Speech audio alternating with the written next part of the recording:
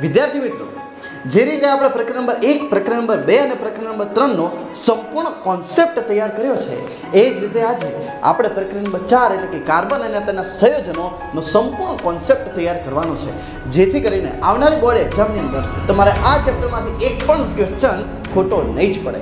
વિદ્યાર્થી મિત્રો, કાર્બન અને તેના સંયોજનો આ પ્રકરણ જે છે એનું મહત્વ રસાયણ વિજ્ઞાનની અંદર ખૂબ જ વધારે છે. કારણ કે આ પ્રકરણ જ એકમાત્ર એવું છે કે જેની અંદર જ્યાં તમે રસાયણ વિજ્ઞાન ભણવાના છો 11, 12માં કે આગળ જ્યારે પણ તમે રસાયણ વિજ્ઞાન ભણવાના છો ત્યારે આ પ્રકરણની અંદર જે આવેલા કોન્સેપ્ટ જે છે એ તમારા દરેક જગ્યાએ કામ આવવાના છે. વિદ્યાર્થી મિત્રો, કાર્બનનું પ્રમાણની વાત કરવામાં આવે તો કે કાર્બન જે છે પૃથ્વીના પોપડાની અંદર 0.02% એનું પ્રમાણ છે અને વાતાવરણની અંદર કાર્બન ડાયોક્સાઇડનું પ્રમાણ 0.03% છે. આટલું ઓછું પ્રમાણ હોવા છતાં પણ કાર્બનની સંયોજનની સંખ્યા ખૂબ જ વધારે છે. એ જ પ્રમાણે આપણા સબસ્ક્રાઈબર ઓછા હોવા છતાં આપણા વિડીયોઝ લેક્ચર જે છે ગુજરાતનો પ્રત્યેક વિદ્યાર્થી સુધી આપણે પહોંચાડવાનું છે. તો વિદ્યાર્થી મિત્રો, તમને જે રીતે આ વિડીયો લેક્ચરનો લાભ લઈ રહ્યા છો એ જ રીતે ગુજરાતનો પ્રત્યેક વિદ્યાર્થી આપણા વિડીયોઝ લેક્ચરનો લાભ લઈ અને બોર્ડની પરીક્ષાની અંદર ખૂબ જ સારામાં સારા માર્ક્સ લાવી શકે એના માટે આ વિડીયોને ખૂબ જ શેર કરજો. અને જો આપણી ચેનલ પર નવા આવ્યા છો અને હજુ સુધી સબસ્ક્રાઈબ નથી કર્યું તો વિદ્યાર્થી મિત્રો સાની રાહ જુઓ છો, હાલ જ આ ચેનલને સબસ્ક્રાઈબ કરી દેજો, કારણ કે અહીં તમને ખૂબ જ અદ્ભુત વિડીયો પ્રસ્તુત કરવામાં આવે છે. ઓકે, તો વિદ્યાર્થી મિત્રો, આપણે હવે કાર્બન અને તેના સંયોજનની ચર્ચા કરીએ છીએ. ખૂબ જ અગત્યનો પાઠ છે અને એનું પ્રમાણ અહીંયા તમે જોઈ શકો છો ખૂબ જ ઓછું હોવા છતાં મહત્વ એનું ખૂબ જ વધારે છે. તો જોઈએ છે પૃથ્વીના પોપડાની અંદર વાત કરવામાં આવે કાર્બનનું પ્રમાણ છે 0.02% અને વાતાવરણની અંદર કાર્બન ડાયોક્સાઇડ સ્વરૂપે કાર્બનનું પ્રમાણ છે 0.03%. ક્લિયર? વાત કરવામાં આવે આગળ તો કે એના ગુણધર્મો ખાસ અગત્યના છે કે કાર્બનિક સંયોજનના ગુણધર્મો કેવા હોય છે. તો કાર્બનિક સંયોજનો જે છે એની અંદર કાર્બન જે છે એ અધાતુ તત્વ હોવાથી એનું ગલન બિંદુ અને ઉત્કલન બિંદુ જે છે એ પ્રમાણમાં નીચા છે. કોના કરતાં? આયનીય સંયોજનો કરતાં. અચ્છા, આયનીય સંયોજનો જે છે એ આયનો છૂટા પડશે, પણ ક્યારે પડશે? જલીય દ્રાવણની અંદર જ છૂટા પડશે, બાકી એની અંદર પણ આયનો છૂટા જલ્દી પડતા નથી. અને જ્યારે વાત કરવામાં આવે છે કાર્બનિક સંયોજનો તો એના તો ગલન બિંદુ અને ઉત્કલન બિંદુ બંને આયનીય સંયોજનો કરતાં કેવા હોય છે? ખૂબ જ નીચા હોય છે. તેમની વચ્ચે આંતરઆણવીય આકર્ષણ બળ પણ આયનીય સંયોજનની પ્રમાણમાં ખૂબ જ નિર્બળ હોય છે, કારણ કે આયનીય સંયોજનો જે છે એકબીજાથી વિરુદ્ધ વીજભાર એટલે કે ધન આયન અને ઋણ આયન સાથે પ્રબળ આકર્ષણ બળથી જકડાયેલા હોય છે, જ્યારે આની અંદર એવું હોતું નથી, જેથી કરીને આના આંતરઆણવીય આકર્ષણ બળ જે છે ખૂબ જ નિર્બળ હોય છે. તેઓ વિદ્યુતના અવાહક હોય છે. કાર્બનિક સંયોજનો વિદ્યુતના અવાહક હોય છે, પરંતુ એક અને માત્ર એક જ ગ્રેફાઇટ જે છે જે કાર્બનિક સંયોજન છે છતાં એ વિદ્યુતનું વહન કરે છે. તેઓ ઘન, પ્રવાહી અને વાયુ ત્રણ અવસ્થામાં આપણને જોવા મળે છે. અને સામાન્ય રીતે પાણીની અંદર તો એ અદ્રાવ્ય હોય છે, પરંતુ કાર્બનિક સંયોજનો જે હશે એની અંદર એ કેવા જોવા મળશે? આપણને દ્રાવ્ય સ્વરૂપે જોવા મળે છે. ક્લિયર બેટા? હજુ અહીંયા એક ખૂબ જ સરસ મજાની પ્રોબ્લેમ જે છે કાર્બન ફેસ કરે છે, અને આ પ્રોબ્લેમ જેવી રીતે કાર્બન ફેસ કરે છે એ જ રીતે તમે પણ જ્યારે મોટા થશો, જ્યારે તમારે જોબની જરૂર હશે, ત્યારે પણ તમારે કોઈ સાથે જોડાવું હશે, ત્યારે આવી બધી પ્રોબ્લેમ્સ તમે પણ ફેસ કરશો. તેનું સોલ્યુશન કઈ રીતે લાવવું ને એ તમારે સમજવાનું છે. જો કાર્બનનો પરમાણિક ક્રમાંક કેટલો છે બેટા? 6 છે. તો એની પહેલી કક્ષાની અંદર 2 ઇલેક્ટ્રોન ભરાય, બીજી કક્ષાની અંદર 4 ઇલેક્ટ્રોન ભરાય, એટલે ટૂંકમાં આ છેલ્લી કક્ષાની અંદર કેટલા ઇલેક્ટ્રોન છે બેટા? 4 ઇલેક્ટ્રોન છે. આગળના પ્રક્રિયાની અંદર મેં તમને સમજાવ્યું હતું કે જો છેલ્લી કક્ષાની અંદર 1 ઇલેક્ટ્રોન, 2 ઇલેક્ટ્રોન કે 3 ઇલેક્ટ્રોન હશે તો એ હંમેશા આપવાની વૃત્તિ ધરાવશે. આપવાની વૃત્તિ ધરાવશે મતલબ પોતે હંમેશા શું બનશે? પોઝિટિવ બનશે, હે ને? અને જેની અંદર જો આપણે વાત શું કરી હતી બેટા કે જેની અંદર છેલ્લી કક્ષામાં 1, 2 અને 3 ઇલેક્ટ્રોન હોય એ દાતા હોય, એ દાની હોય, અને દાની હોય એ હંમેશા પોઝિટિવ પાવર ધરાવતો હોય. એ તો સિમ્પલ વસ્તુ છે. અને જેની અંદર વાત કરવામાં આવે છેલ્લી કક્ષામાં 5, 6 અને 7 ઇલેક્ટ્રોન હોય છે તો એ જે છે હંમેશા દાન લે છે, એટલે કે નેગેટિવ લે છે, એટલે પોતે કેવો બનશે? નેગેટિવ બનશે. ક્લિયર? પરંતુ અહીંયા જ્યારે મેં વાત કરી હતી એ વખતે પણ કે 4 જે છે જેની કક્ષાની અંદર 4 છે તો એ શું કરશે એ આપણને ખબર નથી. મતલબ એ જો દાન કરશે તો શું થશે? એ 4 ઇલેક્ટ્રોન મેળવશે તો શું કરશે એ પણ આપણને નથી ખબર. વાત કરવામાં આવે 8ની, તો 8 તો તમને ખબર જ છે, જ્યારે છેલ્લી કક્ષાની અંદર 8 ઇલેક્ટ્રોન હોય તો એ સંપૂર્ણ છે, એને પછી કોઈ જોડે જોડાવાની જરૂર નથી, કારણ કે એ થઈ જશે નિષ્ક્રિય. નિષ્ક્રિય પછી કોઈ સાથે શું કરવા જોડાય? એની પાસે બધું જ હોય, એની કક્ષા સંપૂર્ણ ભરેલી જ હોય, એની પાસે બધું જ હોય, તો એ કોઈ સાથે જોડાવા શું કરવા માંગે? ક્લિયર બેટા? તો 8ની વસ્તુ એક આખી ડિફરન્ટ વસ્તુ છે, પરંતુ અહીં આટલી વસ્તુ તમારે સમજવાની છે. છેલ્લી કક્ષાની અંદર 1 2 3 ઇલેક્ટ્રોન હોય કે 5 6 7 હોય તો હંમેશા એ શું બનાવે છે? આયનીય સંયોજનો બનાવે છે. પરંતુ જ્યારે વાત કરવાની છે કે છેલ્લી કક્ષાની અંદર 4 ઇલેક્ટ્રોન છે, ત્યારે શું થશે? તો જો બેટા, આની છેલ્લી કક્ષામાં 4 ઇલેક્ટ્રોન છે. હવે જો એ 4 ઇલેક્ટ્રોનને મેળવે છે, જો બેટા 4 ઇલેક્ટ્રોનને મેળવે તો એ શું બને? નેગેટિવ બને. ઇલેક્ટ્રોન મેળવે એટલે નેગેટિવ બને. નેગેટિવ એટલે કે એન આયન બનાવે છે. કયું આયન બનાવે છે? Anion. પરંતુ 6 પ્રોટોન ધરાવતા પરમાણુ કેન્દ્રની અંદર 6 પ્રોટોન ધરાવતા પરમાણુ કેન્દ્રની અંદર વધારાના 4 ઇલેક્ટ્રોનને સમાવવા એ એટલી બધી શક્ય બાબત નથી. સાથે સાથે જો એ 4 ઇલેક્ટ્રોન ગુમાવે છે, હવે ગુમાવશે ઇલેક્ટ્રોન એટલે કે માઇનસને ગુમાવશે, તો પોતે કેવું બનશે? પોઝિટિવ પ્લસ બનશે. એટલે યસ, અહીંયા એ શું બની જાય છે? કેટાયન બની જાય છે. પરંતુ અહીં 6 પ્રોટોન ધરાવતા કાર્બનિક સંયોજનની અંદર 6 પ્રોટોન ધરાવતા પરમાણુ કેન્દ્રની અંદર 4ને અલગ કરવા એની અંદર પણ ખૂબ જ વધારે પ્રમાણમાં ઉર્જાની જરૂર પડે છે. સિમ્પલ વસ્તુ છે બેટા, તમારા ઘરની અંદર તમે 6 સભ્યો હોય, હવે 2 સભ્યો જબરજસ્તી 4 સભ્યોને ઘરની બહાર કાઢવાનો પ્રયત્ન કરતા હોય તો વધારે ઉર્જાની તો જરૂર પડે ને. અને વધારે ઉર્જાની જરૂર પડે તે પરિણામ સ્વરૂપે એને એ આખા સંયોજનને કેવું બનાવી નાખે? અસ્થાયી બનાવી નાખે. એ સ્થાયી રહી શકે નહીં, ત્યાં એ પણ ના રહી શકે. એટલે આવી બધી પ્રોબ્લેમ જે રિયલ લાઈફની અંદર જે થતી હોય છે એ કાર્બન જોડે અહીંયા થઈ રહી છે. તો હવે કાર્બન જે છે બહુ ડિપ્રેશનમાં આવે છે. તમારી જેમ જ્યારે તમારે આવી બધી પ્રોબ્લેમ થશે ત્યારે છોકરાઓ ડિપ્રેશનમાં આવતા હોય છે કે પ્રોબ્લેમ્સ તો છે, સોલ્યુશન કંઈક હોવું જોઈએ. તો કાર્બન પાસે ખૂબ જ સરસ મજાનું સોલ્યુશન છે. એ ઇલેક્ટ્રોનની ભાગીદારી કરે છે. ઇલેક્ટ્રોનનું દાન પણ નથી કરતો અને ઇલેક્ટ્રોનને મેળવતો પણ નથી, પરંતુ ઇલેક્ટ્રોનની ભાગીદારી કરી અને આ પ્રોબ્લેમનું સોલ્યુશન સરસ મજાનું લાવે છે. અને ખરેખર તમે શું વિચારો છો? ઇલેક્ટ્રોનની એટલી સરસ મજાની ભાગીદારી કરે છે કે અત્યારે આપણી આજુબાજુ જેટલા પણ પદાર્થો દેખાય છે એ સંપૂર્ણ બધા પદાર્થો મોસ્ટ ઓફ કાર્બનિક સંયોજનો છે. તો વિચાર તો કરો, જેની જોડે એક પણ માણસ અથવા એક પણ વસ્તુ જે છે જોડાઈ નહોતું શકતું, અત્યારે દુનિયાની એવી એક પણ વસ્તુ નથી કે જે કાર્બનિક સંયોજનની ના બનેલી હોય. સાથે સાથે આપણું શરીર પણ, આપણું શારીરિક બંધારણ પણ કાર્બનિક સંયોજનનું છે. બરાબર બેટા? તો આટલું બધું મહત્ત્વ થઈ ગયું છે કે જ્યારે એની પહેલાં એની પાસે કશું નહોતું ત્યારે એનું કંઈ મહત્ત્વ નહોતું. જ્યારે એને ભાગીદારી કરવાની શરૂઆત કરી દીધી, હવે એનું મહત્ત્વ ખૂબ જ વધી ગયું છે. તો ચલો બેટા, આપણે હવે આગળ વધીશું. ઓકે, તો હવે વિદ્યાર્થી મિત્રો, આપણે જે ભાગીદારી મેં તમને કીધું છે, તો ભાગીદારી કરીને કઈ રીતે બંધનું નિર્માણ થશે અને કઈ રીતે સંયોજનો કે અણુઓ બને છે એ આપણે ચેક કરીએ. તો સૌપ્રથમ અહીંયા આપણે H2 બનાવવું છે. તો હાઇડ્રોજનનો પરમાણુ ક્રમાંક જે છે 1 થાય છે. એટલે એની પહેલી કક્ષા ગણો કે છેલ્લી કક્ષા ગણો કે બીજી કક્ષા ગણો કે ગમે એ કક્ષા ગણો, છેલ્લી કક્ષામાં ગણો તો 1, પહેલી ગણો તો 1, ગમે એ કક્ષા ગણો તો 1 જ. એટલે એની અંદર સંયોજકતા કેટલી બેટા? 1 જ. ક્લિયર? હવે જો 2 હાઇડ્રોજન છે તો આ 1 હાઇડ્રોજન, આ બીજો હાઇડ્રોજન, બંનેની સંયોજકતા 1, એટલે કે છેલ્લી કક્ષામાં રહેલા ઇલેક્ટ્રોનની સંખ્યા બંનેની અંદર 1 છે. હવે 2 ઇલેક્ટ્રોન જે છે એકબીજા સાથે ભાગીદારી કરશે, એટલે બંને એકબીજા સાથે હાથ મિલાવશે તો એક બંધનું નિર્માણ થશે. એનો મતલબ શું થયો કે એક બંધ માટે વધુમાં વધુ તો કે ઓછામાં ઓછા તમારે 2 અહીંયા ઇલેક્ટ્રોન જોઈએ, બાકી ભાગીદારી થાય નહીં બેટા. તમે એક વસ્તુ વિચારો, અમારો હાથ છે, હું તમારે હાથ મિલાવો ભાગીદારી કરવા કહું છું કે ભાઈ હાથ મિલાવો ભાગીદારી કરો. હવે તમે હાથ મિલાવશો તો ભાગીદારી થઈને આપણો બંધ બનશે અને આપણું જે સંબંધ જે છે વધુ સમય ટકી રહેશે. હે ને? તો આપણે નહીં કહેતા કે સાહેબ રિલેશન, તો જ્યારે રિલેશનની વાત આવે ત્યારે કેમિસ્ટ્રી આવે કે નહીં હોતું? આપણે નહીં કહેતા આ હીરો અને હિરોઈનની કેમિસ્ટ્રી સારી છે. એટલે કેમિસ્ટ્રી એટલે શું? આ કેમિસ્ટ્રી બેટા, બંધ બનાવવાની ક્ષમતા. હે ને? તો બંધ સારો હશે તો જલ્દી તૂટશે નહીં, તો રિલેશન સારું ચાલશે. તો અહીંયા તમે જોઈ શકો છો ખૂબ સરસ મજાનો બંધ બની ગયો છે. હવે 2 હસી રહ્યા છે. અહીંયા ઓક્સિજનની વાત કરવામાં આવે તો ઓક્સિજનનો પરમાણુ ક્રમાંક છે 8. તો ભાઈ પહેલી કક્ષામાં કેટલા હોય? 2 હોય. બીજી કક્ષાની અંદર કેટલા વધ્યા? 8 માંથી 2 જતા રહે એટલે 6. અચ્છા, હવે 6 આવી ગયા છે. તો હવે આમાં સંયોજકતા તમારે સમજવાની છે. 1 થી 4 આવે ને ત્યારે તમારે સંયોજકતામાં બોલવાનું હા. 1 થી 4 આવે ત્યારે સંયોજકતામાં બોલવાનું હા. 4થી જ્યારે ઉપર આવે છે ત્યારે એ સંયોજકતા નથી, એને આપણે 8માંથી બાદ કરો એ સંયોજકતા થશે. ટૂંકમાં વાત કરવામાં આવે તો આની સંયોજકતા 6 નથી બેટા, 6 છે એટલે કે 4થી વધારે હોવાથી એને આપણે કેમાંથી બાદ કરવી પડશે? 8માંથી 6 જશે, એટલે 8માંથી 6 જાય એટલે કેટલી વધે? 2 વધે.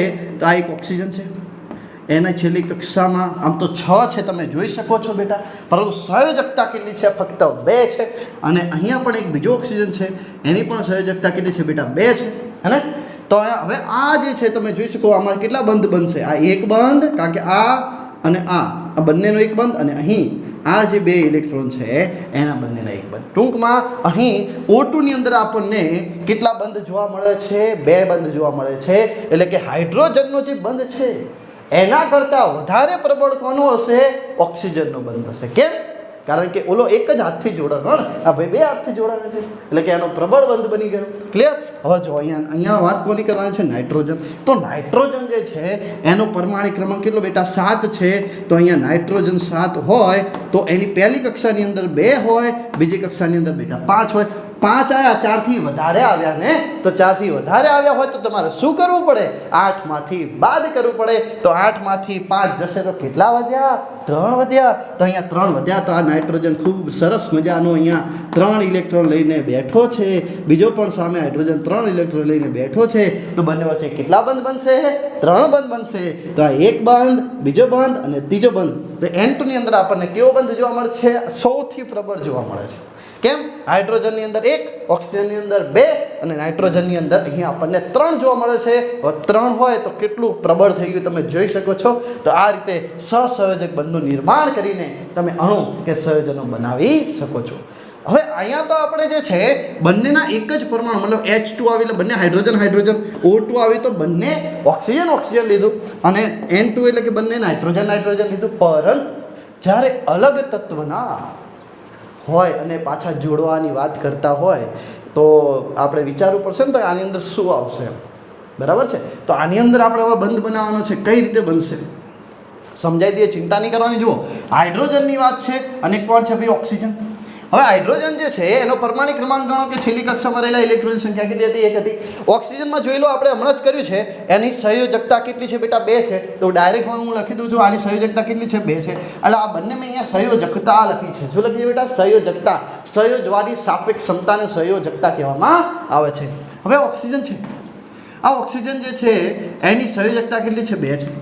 હવે ઓક્સિજન પાસે હાઇડ્રોજન આવે છે કે મારે તમારી સાથે જોડાવું છે. શું કહે છે? મારે તમારી સાથે જોડાવું છે. તો ઓક્સિજન શું કહે છે? એકલો આવ્યો હે? તો કે હોય ના, નહીં ચાલે. કેમ? કારણ કે મારી પાસે 2 જગ્યા ખાલી છે. તો તમે તો એકલા જોડાઈ જશો તો બીજી જગ્યા હજુ ખાલી રહેશે ને. મારે તો સંપૂર્ણ જગ્યા ભરવાની છે. તો એક કામ કરો, તમે બીજા તમારા મિત્ર બીજા હાઇડ્રોજનને લેતા હો તો, અને તો જ આ વસ્તુ આપણે ભાગીદારી થાય, બાકી બી સેટ નહીં થાય. પછી મારે શું હજુ કોઈ જોડે જોડાવવા જવું પડે, હે ને? જોડાવા જવું પડે એટલે હજુ બીજા સંયોજનો બનાવવા પડે, એવું બધું નહીં કરવું મારે. તો એના માટે એક કામ કરો ને, તમે બીજો હાઇડ્રોજન લેતા હો. એટલે એક હાઇડ્રોજન તો આવી ગયો હતો, પણ બીજો હાઇડ્રોજન પણ આવી ગયો. હવે એક હાઇડ્રોજન પાસે 1, બીજા હાઇડ્રોજન પાસે 1, એટલે હવે ઓક્સિજન ખુશી અહીંયા ખૂબ જ સરસ રીતે બંધ બનાવી દે છે. તો આ રીતે તમારું H2O નું નિર્માણ થાય છે. પાણી આ રીતે બને છે. બરાબર? પાણી પીવો તો રોજ છો મસ્ત, રોજ જે કેટલું બધું, હે ને? બને કેવી રીતે એ શીખી લો, મજા આવશે. ચલો, કાર્બન ડાયોક્સાઇડ. કાર્બન ડાયોક્સાઇડ જે છે ખૂબ અગત્યની વસ્તુ હોય. કેમ? કાર્બન ડાયોક્સાઇડ કાર્બનનું મહત્વ વધારે દીધું હોય તમે તો. ઓહો. ચલો, કાર્બનની સંયોજકતા હમણાં વાત કરી દીધી આપણે, 4 છે. કેમ 4 છે? કારણ કે પરમાણુ ક્રમાંક 6, પહેલી કક્ષા 2, બીજી કક્ષા 6, સોરી બીજી કક્ષામાં 4. હવે 4 આવ્યું તો હા, કારણ કે આપણને ખબર 4થી વધારે આવે તો જ ના આવે. ચલો, બીજું કોણ છે ભાઈ? ઓક્સિજન. ઓક્સિજનની તો આપણને ખબર છે સંયોજકતા કેટલી છે? 2 છે. હવે કાર્બન એક કામ કરો ને, મારું નામ આપી દો. કાર્બન એટલે કે કૌશલ સર. બસ સિમ્પલ. કાર્બન એટલે શું? કૌશલ સર. હવે કૌશલ સર જે અહીંયા બેઠા છે એની પાસે કેટલા છે જગ્યાઓ? ટોટલ કેટલી છે કે સાહેબ? 4 જગ્યાઓ છે. કેટલી જગ્યાઓ છે? 4 જગ્યાઓ. એક ઓક્સિજન આવે છે, સાહેબ મારે તમારી એક ટ્યુશન ભણવું છે, હે ને? તો મેં કીધું બેટા એકલા જ છો તમે? તો કે હા. ના બેટા. કેમ? કારણ કે આપણે એક બેચની અંદર ઓછામાં ઓછા 4 વિદ્યાર્થીઓ જોઈએ, અને તારી બોડી જોઈને એવું લાગી રહ્યું છે કે તું કદાચ બેની સીટ જે છે એ કવર કરી દઈશ, બરાબર છે. એટલે કોઈક જાડો વિદ્યાર્થી આવી ગયો એવું સમજવાનું. ઓક્સિજનને આપણે આજથી નામ પાડી દીધું જાડો વિદ્યાર્થી. કોઈ ખોટું લાગવાનું નહીં પાછું હોય, આ તો આપણે રમતમાં સમજવાનું છે. એટલે જો આ ઓક્સિજન જાડો છે એટલે કે 2 જણાની જગ્યા રોકે છે. કેમ? કારણ કે એની સંયોજકતા 2 છે એટલા માટે, બરાબર. ચલ હવે જો બેટા આ ઓક્સિજન આવ્યો કે સાહેબ મારે તમારી સાથે જોડાવ છે. મેં કીધું એક કામ કરીને બેટા, તું આમ બી બે જગ્યા તો રોકે છે, તારે એક બીજા મિત્રને લેતો હોય તો જેથી કરીને શું થાય, આપણી જે બેચ જે છે 4 જણા એ બી થઈ જાય અને અહીંયા તને એક મિત્ર પણ મળી જશે. ક્લિયર બેટા? તો ચલો અહીંયા કે ઓક્સિજન જે છે એની 2 સંયોજકતા હતી અને એક બીજો ઓક્સિજન આવી જાય છે એનો મિત્ર, એની પણ 2 સંયોજકતા હતી. તમે જોઈ શકો છો કાર્બનની ટોટલ 4 સંયોજકતામાં અહીંયા 4 જે છે ટપકા આપણને ઇલેક્ટ્રોન દેખાય છે. એટલે કાર્બન જે છે અહીં તમને શું બનાવતું જોવા મળે છે? કાર્બન ડાયોક્સાઇડ બનાવતું જોવા મળે છે. ક્લિયર બેટા? તો ખૂબ જ સરસ મજાનું દેખાય છે. અને આ રીતે જ આપણી ધીમે ધીમે ટ્યુશનની શરૂઆત થઈ હતી. 1-2 વિદ્યાર્થીઓ હતા, હવે વધી રહ્યા છે તમારા સપોર્ટથી. ક્લિયર? ચાલો વાત કરવામાં આવે નાઇટ્રોજનની. નાઇટ્રોજનનો પરમાણુ ક્રમાંક કેટલો હતો? 7 હતો. એની સંયોજકતાની વાત કરી હતી, સંયોજકતાની 3 હતી. તો નાઇટ્રોજન જે છે એની સંયોજકતા 3 છે. એટલે ભાઈ જોડે કેટલા ટપકા છે? 3 ટપકા છે. ભાઈ જોડે કેટલી જગ્યા છે? 3 જગ્યા છે. અને હાઇડ્રોજન જે છે એનો પરમાણુ ક્રમાંક કેટલો હતો બેટા? 1 હતો. એટલે હાઇડ્રોજન જોડે કેટલું ટપકું છે? 1 ટપકું છે. એ કેટલા ઇલેક્ટ્રોન છે? છેલ્લી કક્ષામાં 1 ઇલેક્ટ્રોન છે. હવે હાઇડ્રોજન આવે છે કે નાઇટ્રોજન ભાઈ हमको आपके साथ रिलेशन में आना है, અને આપણે જોડાવ છે તમારી જોડે, શું કરશો? તો હાઇડ્રોજન આપણે નાઇટ્રોજન ભાઈ કે ભાઈ એકલા નહીં, કેમ? 3 આપણી જગ્યા 3 છે, 3 પેક કરવાની. તમારા બીજા 2 મિત્રોને લઈને આવો ગમે એમ કરી. ચલો તો ભાઈ લઈને આવશે એક હાઇડ્રોજન, બીજો હાઇડ્રોજન, ત્રીજો હાઇડ્રોજન, 3 ઇલેક્ટ્રોન. હવે અહીંયા બની ગયું તમારી પાસે શું બેટા? NH3. અચ્છા, કુક કે સાહેબ મારે આવી રીતે લખવું, એક ટપકો અહીંયા, એક ટપકો અહીંયા, એક ટપકો અહીંયા, તો એવી રીતે લખ. કુક કે મારે ઉપર નીચે આજુબાજુ ગમે ત્યાં લખવું હોય તો ગમે એમ લખી શકાય, કોઈ ટેન્શન લેવાનું નહીં. હું ટૂંકમાં 3 ટપકા હોય છે ભાઈ, 4 ટપકુની ચોથા નંબરનો અહીંયા ઇલેક્ટ્રોન આપણે જોડી શકતા નથી. તો આ રીતે જે છે એ તમારું અહીંયા કેવી રીતે બની જશે? અહીંયા ધારો કે અહીંયા બતાવી દઉં છું હું તમને. આ રીતે તમારું NH3 જે છે એ બની જશે. ખૂબ જ સરસ મજા. ક્લિયર બેટા? તો આ રીતે તમે અણુ અને સંયોજન બનાવતા શીખશો. હવે આપણે મહત્વની વાત કરવાની છે. હવે આપણે કાર્બનની વાત કરવાની છે. કાર્બનિક સંયોજનો બનાવવાના છે ખૂબ જ બધા. અને એની અંદર આપણે 1 બંધ પણ જોશું, 2 બંધ પણ જોશું, 3 બંધ પણ જોશું. 1 બંધ છે તો એનું નામ શું છે? 2 બંધનું નામ શું થશે? 3 બંધનું નામ શું થશે? સાથે સાથે કેટલા ક્રિયાશીલ સમૂહો આવશે કે સાહેબ અમારે પણ તમારા સાથે જોડાવ છે, તો એમને પણ જોડશો અને એમનું નામ શું હશે? એ નામકરણ પણ આપણે શીખવા જઈ રહ્યા છે. તો તૈયાર થઈ જજો નોટબુક અને પેન લઈને, કારણ કે હવેનો જે ટોપિક છે એ તમારે નોંધવા જેવો રહેશે. ઓકે બેટા? ચલો આગળ વધીએ છીએ. ઓકે, તો વિદ્યાર્થી મિત્રો હવે આપણે કાર્બનિક સંયોજનો જોઈએ, જેની અંદર કાર્બનિક સંયોજનો જે છે એ આલ્કેન, આલ્કીન અને આલ્કાઇન આપણને જોવા મળે છે. જેની અંદર જો વાત કરવામાં આવે, આ આલ્કેન શું છે, પછી આલ્કીન શું છે, અને લાસ્ટની અંદર જે વાત કરવાની છે બેટા આલ્કાઇન શું છે. તો આ વસ્તુ હું તમને એકદમ પરફેક્ટ રીતે સમજાવી દઈશ કે કાર્બનિક સંયોજનો જે છે આપણને 2 પ્રકારના જોવા મળે છે. એકને કહેવામાં આવે છે સંતૃપ્ત હાઇડ્રોકાર્બન અને બીજું કહેવામાં આવે છે અસંતૃપ્ત હાઇડ્રોકાર્બન. તો જ્યારે કાર્બન જે છે એ એકલ બંધથી જોડાય છે, કાર્બન જે છે એક બંધથી જ જોડાય છે કોઈ પણ કાર્બનિક સંયોજન સાથે અથવા કાર્બન સાથે અથવા અન્ય તત્વો સાથે એક બંધથી જ જોડાય છે, તો એને આપણે આલ્કેન પણ કહેવામાં આવે છે અને એને સંતૃપ્ત હાઇડ્રોકાર્બન કહેવાય છે. શું બેટા? સંતૃપ્ત હાઇડ્રોકાર્બન કહેવામાં આવે છે.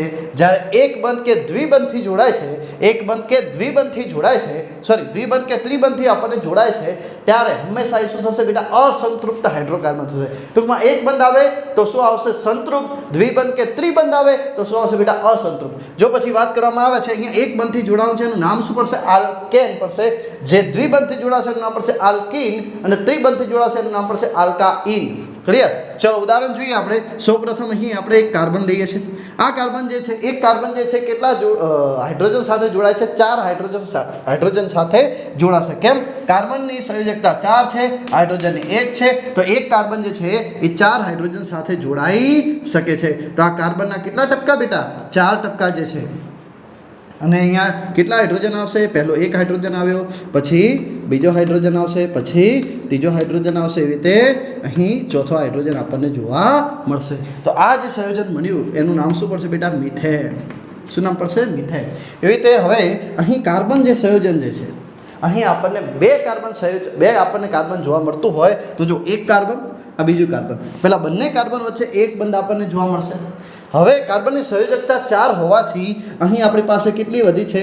3 જગ્યા વધી છે, કારણ કે એક જગ્યા તો કઈ જગ્યા પતી ગઈ અહીંયા કે એક કાર્બન બીજા કાર્બન સાથે જ્યારે જોડાય છે ત્યારે ઓલરેડી એક બંધ બની ચૂક્યો છે બંનેની અંદર. એટલે હવે બંનેમાં ફક્ત ને ફક્ત કેટલા રહેશે?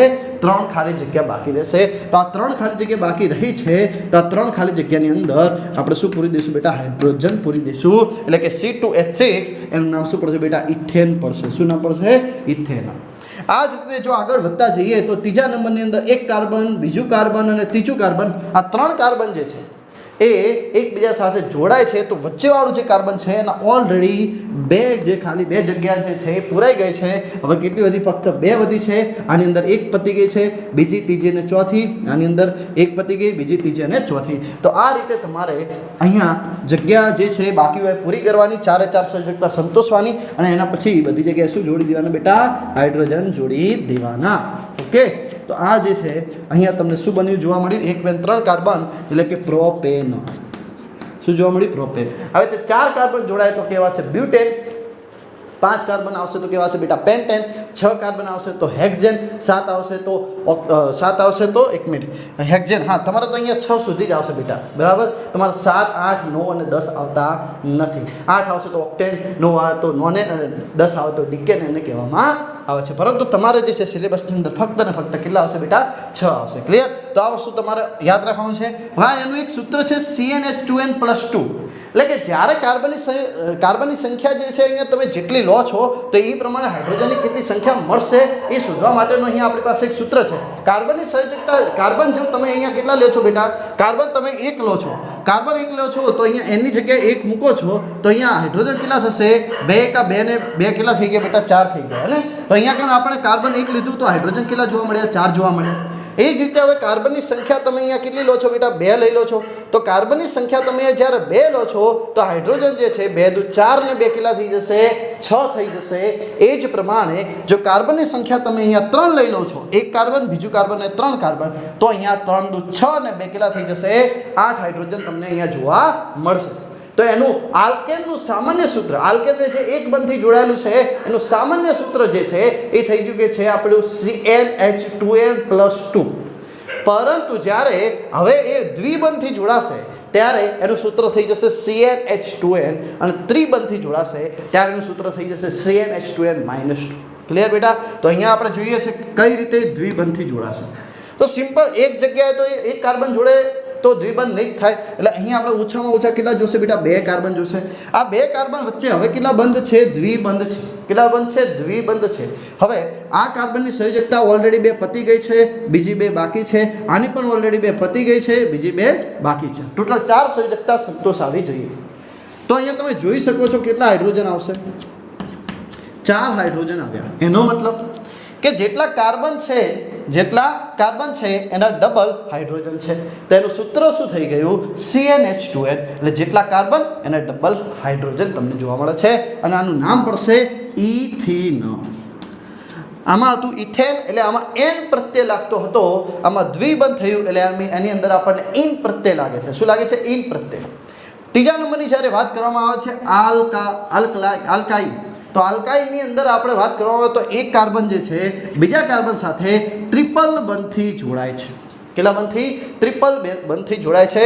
તો અહીં આપણે એક કાર્બનની 3 સંયોજકતા પતી ગઈ, વધી ફક્ત એક જ. આ કાર્બનની પણ 3 પતી ગઈ, વધીતી એક જ. એટલે બંને બાજુ કેટલા? એક હાઇડ્રોજન તમને જોવા મળશે.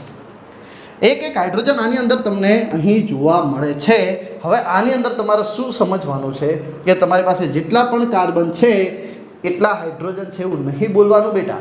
જેટલા પણ કાર્બન છે એના ડબલ હાઇડ્રોજનમાંથી 2 હાઇડ્રોજન બાદ કરો છો એટલા તમને હાઇડ્રોજન જોવા મળશે. તો આનું નામ શું પડશે? આનું નામ પડશે ઇથાઇન.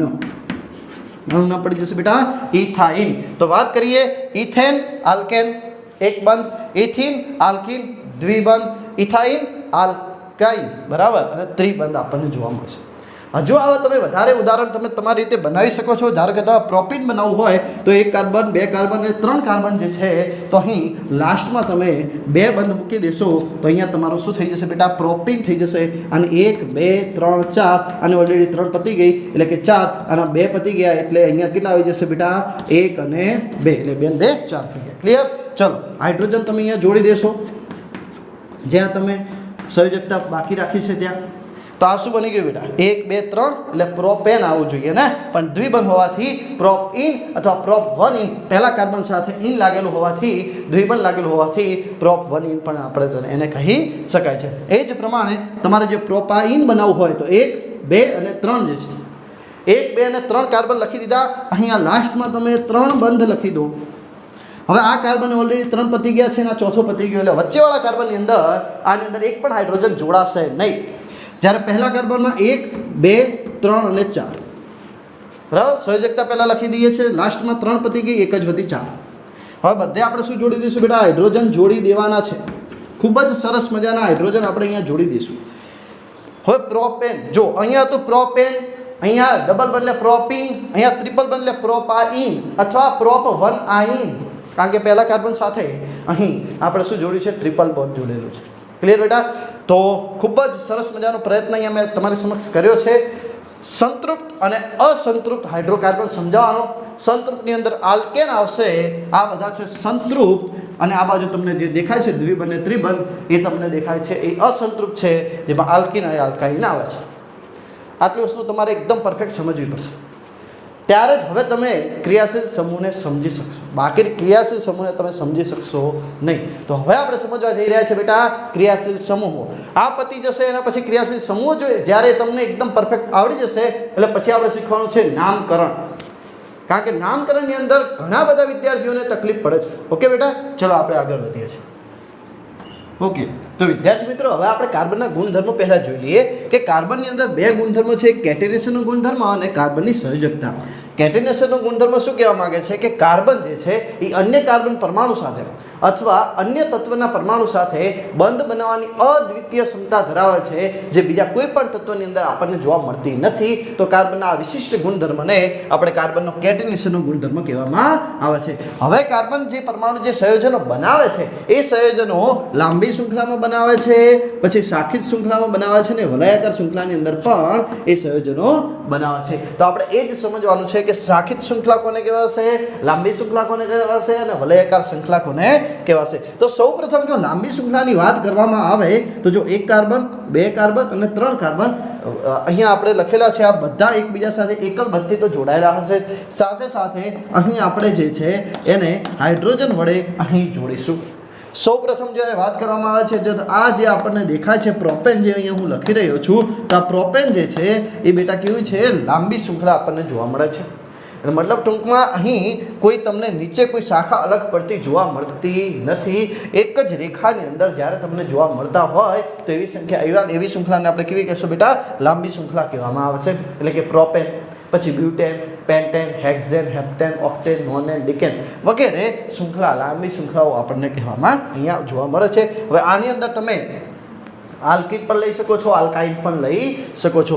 શાખિત શૃંખલા ખૂબ જ અગત્યની છે બેટા સમજવાની, કારણ કે અહીંયા આપણે જોઈ શકો છો કે અહીંયા એક કાર્બન બીજા કાર્બન સાથે તો જોડાયેલો છે, સાથે સાથે જો વાત કરવામાં આવે તો એની નીચે એક કાર્બન આપણે જોડી દઈએ છીએ અને અહીંયા એક ઉપર અહીંયા બાજુમાં કાર્બન જોડી દઈએ છીએ. બરાબર? તો જો આ રીતની કંઈ શૃંખલા આપણને જોવા મળતી હોય, એટલે કે અહીંયા સીધી રેખામાં તો છે પરંતુ એક નીચે કાં તો ઉપર આપણને જોવા મળતી હોય તો આવી શૃંખલાને આપણે શાખિત શૃંખલા કહેવામાં આવે છે, કારણ કે અહીંયા એની શાખા અલગ પડતી આપણને જોવા મળે છે. તો અહીંયા આપણે સંયોજકતા જોઈએ તો અહીંયા કાર્બનની સંયોજકતા અહીંયા એક પૂરી થઈ ગઈ છે, બીજી, ત્રીજી અને ચોથી. આ કાર્બનની એક પતી ગઈ છે, બીજી, ત્રીજી અને ચોથી. આ કાર્બનની 3 પતી ગઈ છે એટલે ફક્ત એક જ, અને અહીંયા 1 2 3 4 બસ. હવે બધે આપણે શું જોડી દઈશું બેટા? હાઇડ્રોજન જોડી દઈશું. ક્લિયર બેટા? અહીંયા આપણે હાઇડ્રોજન જોડી દેવાનું છે કે જે જગ્યા ખાલી છે.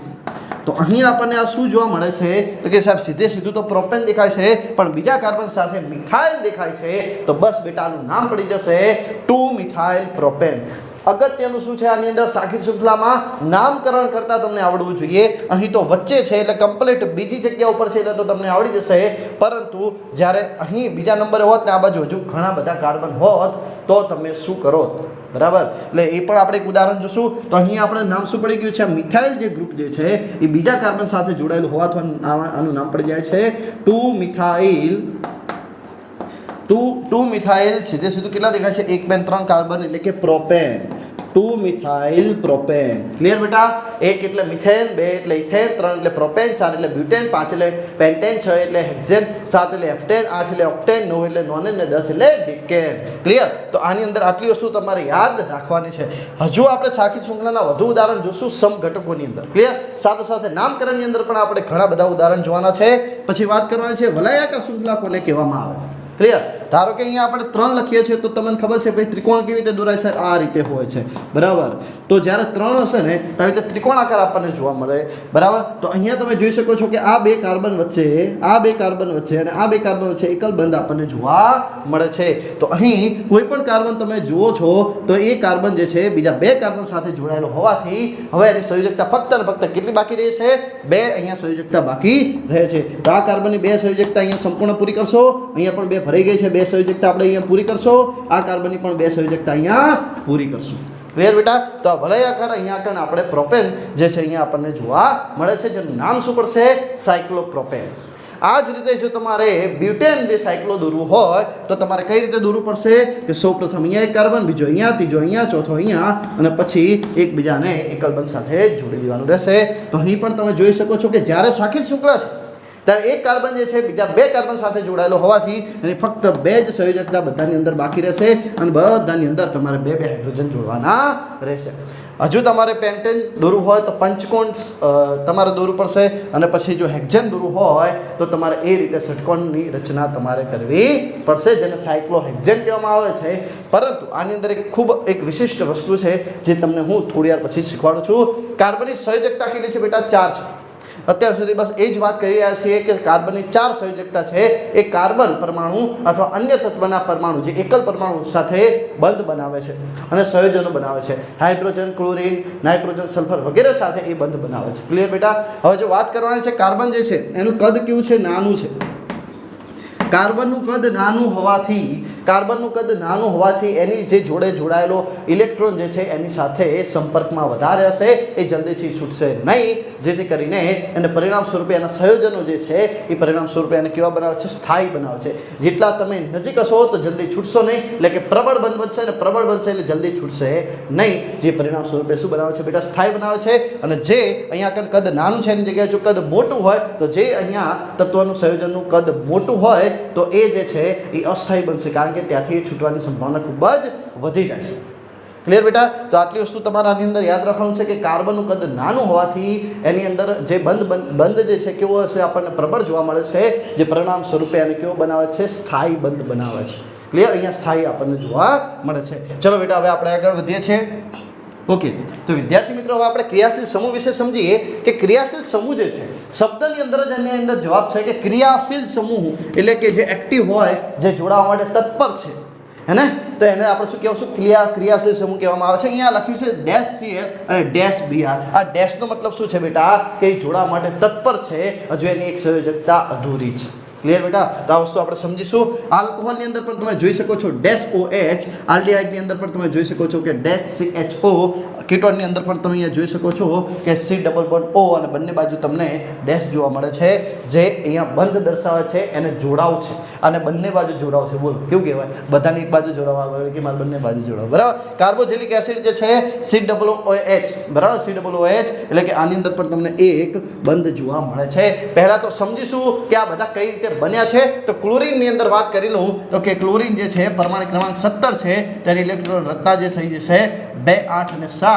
હવે 7 આવે એટલે સાહેબે ના પાડી છે કે એની સંયોજકતા 7 ના હોય. કેટલી હોય? 8 માંથી 7 જશે એટલે એની સંયોજકતા કેટલી થશે બેટા, 1. એટલે કે Cl ની અંદર એક સંયોજકતા છે એટલે કે ડેશ આયુ. ક્લિયર? એટલે કે એક જોડે જોડાવા માગે છે, ભાગીદારી કરવા માગે છે, જેથી એની અષ્ટકતા પૂર્ણ થઈ જશે. એ જ રીતે બીઆરની અંદર પણ થશે. આલ્કોહોલની જો વાત કરવામાં આવે તો તમને ખબર છે ઓક્સિજનનો પરમાણુ ક્રમાંક 8 છે અને હાઇડ્રોજનનો 1 છે. આની ઇલેક્ટ્રોન રચના 2 અને 6 થશે. આની 1 એટલે છેલ્લી કક્ષામાં 1 જ આવશે, પરંતુ અહીંયા 6 આવે છે. તો 6 આવે તો હા કે ના? બિલકુલ ના. 4 કે 4 થી વધુ આવે છે તો સોરી 4 થી વધુ આવતું હોય ત્યારે આપણે 8 માંથી બાદ કરીએ છીએ. તો ઓક્સિજનની સંયોજકતા 2 હોવાથી એની પાસે 2 ખાલી જગ્યા હતી, પરંતુ એક જગ્યાએ તો એનો હાઇડ્રોજન જોડાઈ જાય છે, એક જગ્યા હજુ ખાલી છે, માટે એ ત્યાં હજુ ડેશ છે, એટલે કે હજુ એ જોડાવા માગે છે, એ ક્રિયાશીલ છે. આ જ બધી પ્રોસેસ જે છે એ કીટોનની અંદર, આલ્ડીહાઇડની અંદર અને કાર્બોક્સિલિક એસિડની અંદર પણ આપણને જોવા મળે છે.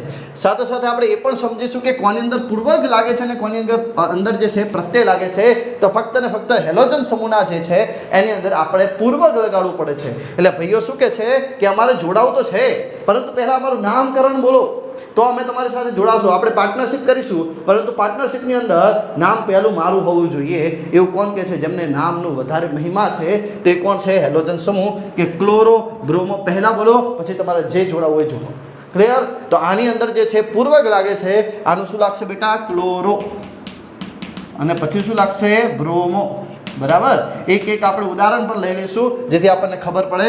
જુઓ બેટા, અહીંયા સમજવાનું છે આપણે, એટલે આટલી જગ્યાની અંદર આપણે સમજી શકીશું નહીં, એટલે થોડી જગ્યા અહીંયા કરું છું હું. બરાબર? દરેક માટે અલગ અલગ મારે તમને સમજાવવું પડશે. ક્લિયર બેટા? તો સમજીએ આપણે કઈ રીતે. અહીં ઉદાહરણ હું તમને સમજાવવા માગું છું. સમજો કે ક્લોરો છે તો આપણે આગળ પ્રોપેન લગાડવું છે, તો 1, 2 અને 3 કાર્બન છે. આ 3 કાર્બનની અંદર છેલ્લા કાર્બન સાથે Cl લાગેલું છે, બાકી બધા જે છે એક એકલ બંધ સાથે જોડાયેલા છે. હાઇડ્રોજન જે છે આપણે પૂરા કરીએ, તમને ખબર છે કે એની 4 બાજુ અને બાકી જે 4 સંયોજકતા જે છે એની સંતોષ આવવી જોઈએ. તો અહીં તમે જોઈ શકો છો 1, 2, 3 કાર્બન. પહેલા કાર્બન સાથે ક્લોરો છે, એટલે આનું નામ શું પડશે? પ્રોપેન ક્લોરો ના આવે. શું આવશે બેટા? પહેલું કે મારું નામ બોલો, કોણ કે છે? પૂર્વક લાગે એટલે આવશે ક્લોરો પ્રોપેન. શું શબ્દ છે? Chloro propane. ક્લિયર? એ રીતે જો બીઆર જોડવાનું હોત તો શું આવત બેટા? Bromo propane. એવી રીતે આગળ અહીંયા જે છે, અહીંયા 3 કાર્બનની જગ્યાએ તમે 4 કાર્બન લો છો. બરાબર? તો ક્લોરો બ્યુટેન અથવા બ્રોમો બ્યુટેન તમને જોવા મળે છે. તો આ વસ્તુ તમારે યાદ રાખવાની છે. હવે જો આપણે આગળ સમજીએ તો અહીં આલ્કોહોલ જે છે એને આપણે ડેશ OH અહીંયા કહેવામાં આવે છે. જે ઓક્સિજન જે છે હજુ એક એની સંયોજકતા ખાલી છે, જે જોડાવા માટે તત્પર છે. તો અહીંયા આપણે એને જોડી દઈશું. પહેલો કાર્બન, બીજો કાર્બન અને ત્રીજો કાર્બન જે છે એમાં લાસ્ટ જે છે આ ડેશ OH અહીંયા આપણે જોડેલું છે. એટલે કે આ OH નથી, ફક્ત એની સાથે આ કાર્બન સાથે એને હાથ મિલાવી દીધો છે. સહસંયોજક બંધથી એ બંને એકબીજા સાથે જોડાઈ ગયા છે.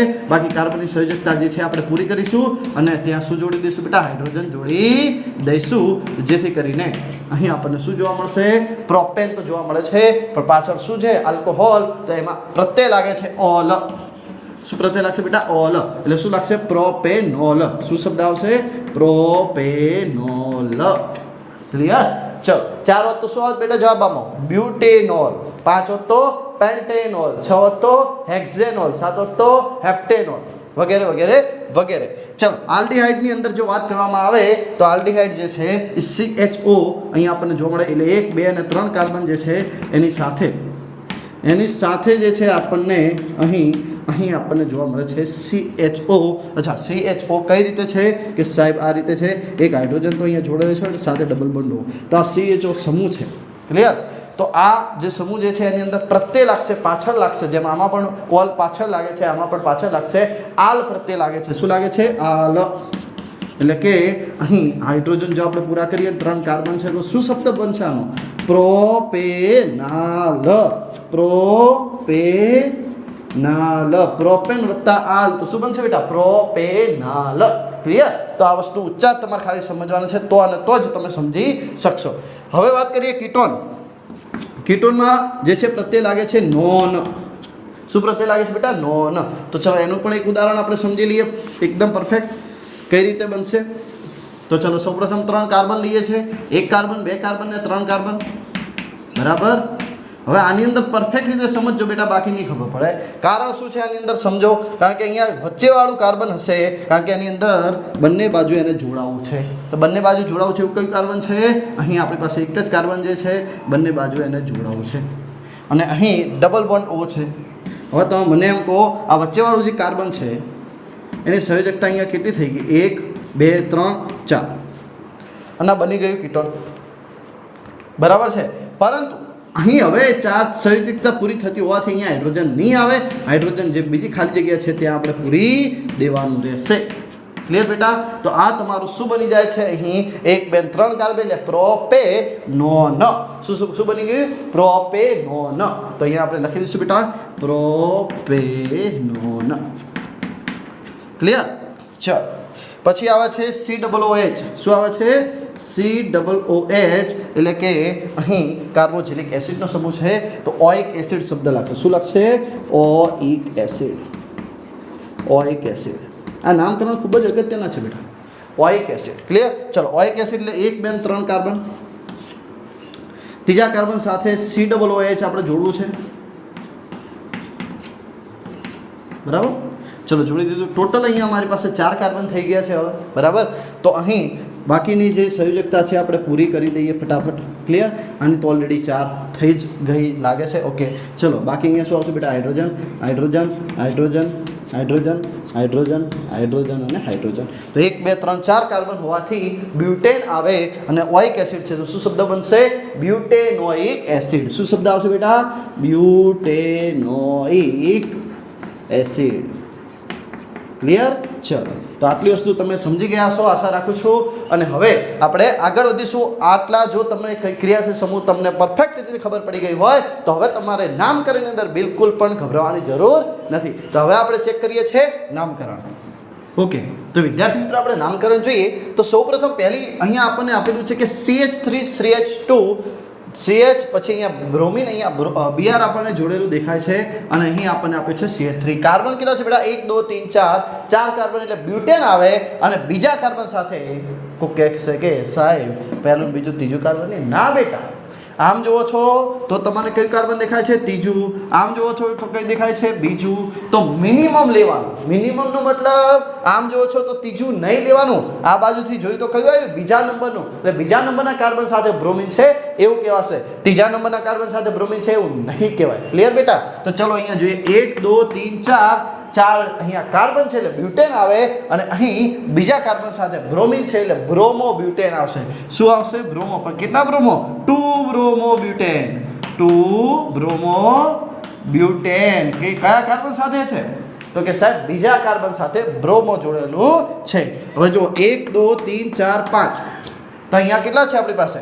1 2 3 4 5 કાર્બન છે અને 5 કાર્બનની અંદર અહીં પહેલા બીજા અને ત્રીજા આ બાજુથી જુઓ તો પહેલા બીજા અને ત્રીજા કાર્બન સાથે અહીંયા શું જોડેલું છે આપણી પાસે? OH એટલે કે આલ્કોહોલ જોડેલો છે. તો 1 2 3 4 5 પેન્ટેનોલ.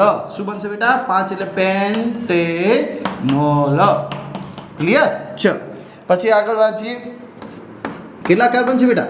1 2 3 4 કાર્બન છે અને પહેલા જ કાર્બન સાથે CHO આપણને એટલે કે આલ્ડિહાઇડ જોવા મળે છે. એટલે કે નાલ શબ્દ લાગશે.